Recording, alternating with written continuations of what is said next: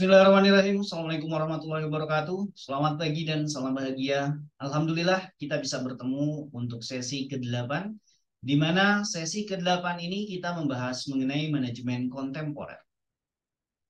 Manajemen kontemporer artinya manajemen yang mengikuti perkembangan zaman, atau lebih tepatnya adalah sesuatu yang sama dengan kondisi waktu saat ini. Jadi, seni kontemporer adalah seni yang tidak terikat oleh aturan-aturan zaman dulu dan berkembang sesuai zaman sekarang. Artinya, ketika manajemen sebagai seni, kita mengikuti bagaimana perkembangan zaman yang sedang terjadi. Ketika perusahaan sudah menggunakan teknologi yang canggih, toh tidak mungkin kita masih mengetik pakai mesin ketik. Tetapi kita mengikuti perkembangan zaman, sudah menggunakan internet, sudah menggunakan komputer, laptop, dan lain sebagainya. Manajemen kontemporer dibahas dalam modul BMP ISIP 4111 inisiasi 3. Manajemen terus berkembang. Sesuai dengan tuntutan zaman, berbagai perubahan kondisi, baik internal maupun eksternal organisasi, telah memicu para ahli untuk merumuskan konsep-konsep dan pemikiran yang kemudian diberikan berbagai istilah yang menggambarkan bagaimana kondisi organisasi dikelola. Para anggota organisasi digerakkan, dihubungkan antara satu divisi organisasi dengan divisi organisasi lain. Semuanya dilakukan dalam rangka untuk tercapainya tujuan organisasi secara efektif, efisien, produktif. Banyak sekali pemikiran-pemikiran tentang manajemen kontemporer yang saat ini sedang berkembang. Ketika manajemen dihadapkan dengan satu perubahan atau ada manajemen perubahan, terkait dengan pengertian manajemen perubahan menurut Berger tahun 1994 yang mendefinisikan as the continuous process of aligning an organization with its marketplace and doing it more responsively and effectively than competitor. Alignment is the continuous synchronization of four key management: labor, strategi, operation, culture, and reward. Ada 4 macam tipe perubahan. Artinya, manajemen harus mengikuti perubahan yang sedang terjadi pada saat ini di masyarakat, dan kita harus mengikuti perkembangan tersebut. Dilihat dari gradasi atau tingkatan perubahan, terdapat 4 tipe perubahan.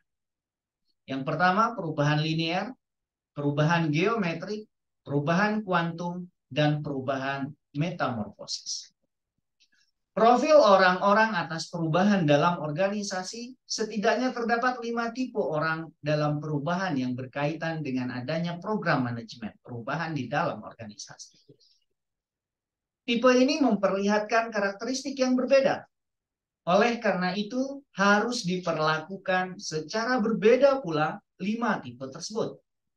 Ada tipe orang yang dia sebagai agen perubahan. Tipe yang kedua, manajer perubahan. Tipe yang ketiga, fasilitator perubahan. Tipe yang keempat, penahan perubahan. Tipe yang kelima, penolak perubahan. Ada orang yang tidak mau sama sekali ada perubahan dalam organisasi. Pengelolaan sumber daya manusia kontemporer, di mana manajemen sumber daya manusia kontemporer merupakan suatu perubahan terhadap cara-cara pengelolaan perusahaan yang mau tidak mau harus diperhatikan oleh setiap perusahaan. Dimanapun ia berada, karena situasi perekonomian dan tingkatan persaingan yang semakin tinggi. Memaksa perubahan berbuat sesuatu guna mempertahankan kelangsungan hidup. Bagaimana pengelolaan sumber daya manusia kontemporer? Generasi pertama ini dilakukan oleh pra-manajemen personalia. Personalia harus mengikuti perubahan yang terjadi. Yang kedua, manajemen personalia. Yang ketiga, manajemen sumber daya manusia. Yang keempat, manajemen strategik sumber daya manusia. Yang kelima, manajemen perangkat atau brainware management.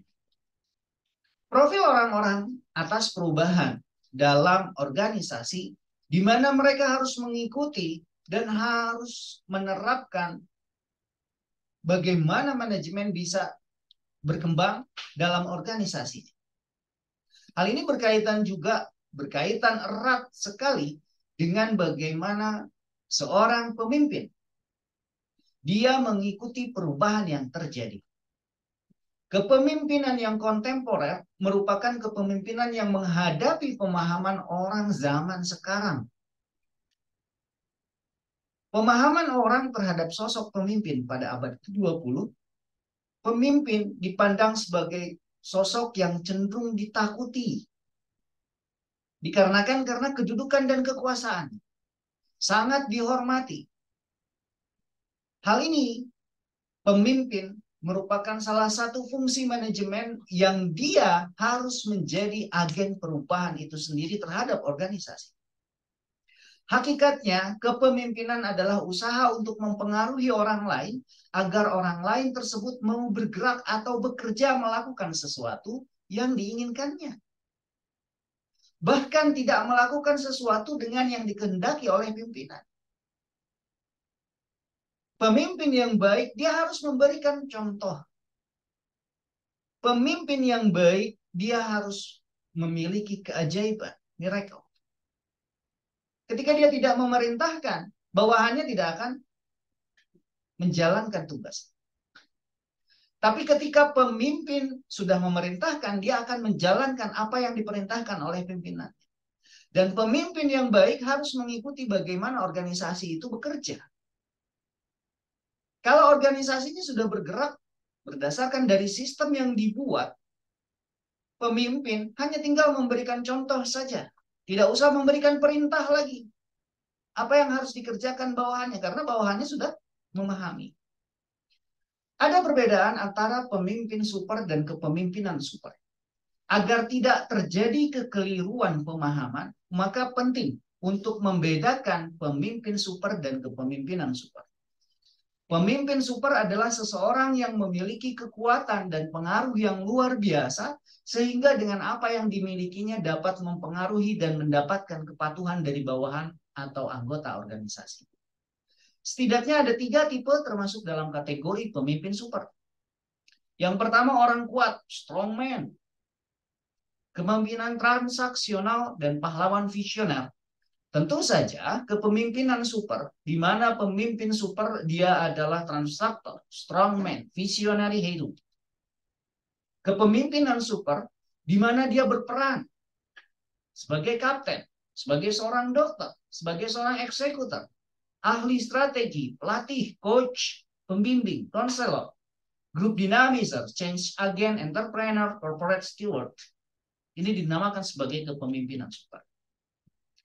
Kepemimpinan yang super harus memiliki karakteristik, memiliki kecerdasan emosional.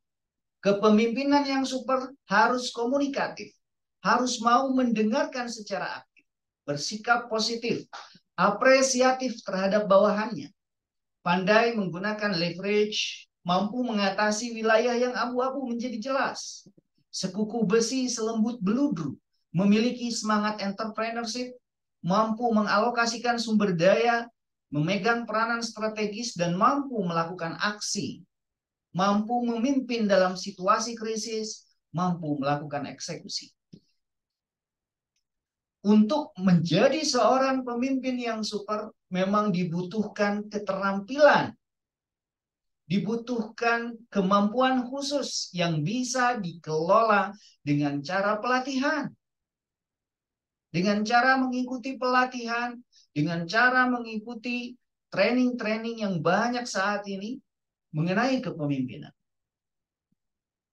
Adapun organisasi multi-agen, di mana manajemen kontemporer ditandai dengan munculnya situasi dan kondisi di mana organisasi tidak lagi dapat berjalan secara sendiri. Hal ini tentu membutuhkan seorang pemimpin yang efektif. Didasari bahwa berdasarkan perspektif teori organisasi modern, bahwa suatu organisasi merupakan sebuah institusi terbuka yang dipengaruhi dan mempengaruhi lingkungan di mana organisasi itu berada. Ada beberapa organisasi multi-agen yang mengemukakan ada 9 bentuk organisasi yang bersifat atau memiliki karakteristik organisasi multi-agen, yakni manajemen matrix, perencanaan bersama atau joint planning, joint working, pengelolaan sumber, jejaring, task force atau kelompok advisor, jejaring sistematik, kolaborasi antara sektor. Demikian, terima kasih atas perhatiannya. Wabillahi taufiq wal hidayah. Assalamualaikum warahmatullahi wabarakatuh. Selamat pagi dan salam bahagia.